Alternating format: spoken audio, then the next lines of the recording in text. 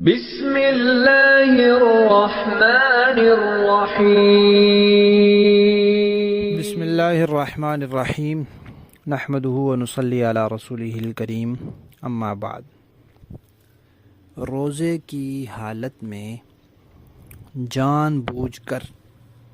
یعنی اپنے اختیار سے اپنے ارادے سے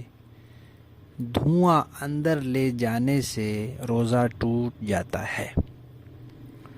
ایک تو ہے کہ اب خواتین کھانا پکا رہی ہیں تو وہ دھواں چلا جاتا ہے،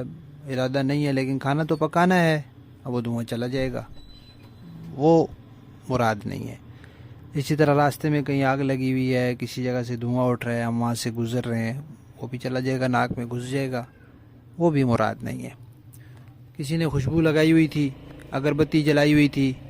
یا وہ جو دوسری دھنی والی خوشبو ہوتی ہے، آج کل اس کے بجلی والے سٹینڈ ہوتے ہیں، اس پر وہ جلا دیتے ہیں تو وہ دھواں اس کا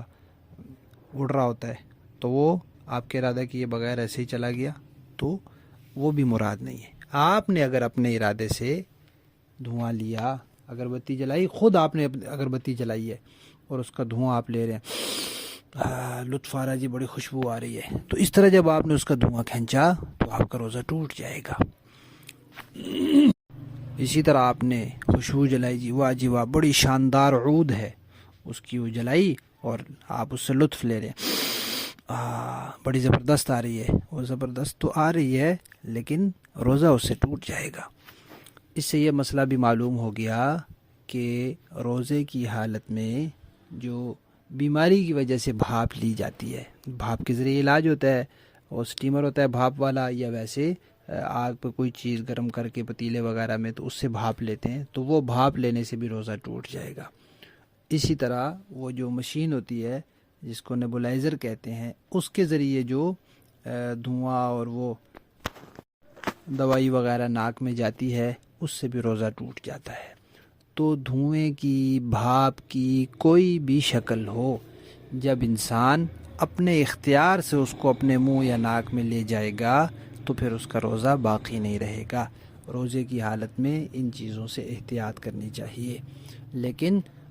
جو کوئی اپنے اختیار سے نہیں کیا، بلا اختیار ہی ہے، تو وہ معاف ہے شریعت کی طرف سے۔ اس لیے خواتین کھانا پکائیں، بلا تکلف پکائیں، پکاتی رہیں، دھواں جاتا رہے، ہم تو نہیں کوشش کر رہے نا اپنے ناک میں لے جانے کی، تو کھانا پک رہا ہے اس لیے دھواں اٹھ رہا ہے۔ اسی طرح اگر راستے سے آپ گزر رہے ہیں تو گزر جائیں، کسی اور نے کوئی اگربتی لگائی ہے، وہاں سے آپ اپنا راستہ لے کر چلے جائیں، ناک بند کر سکتے ہیں کر لیں۔ تو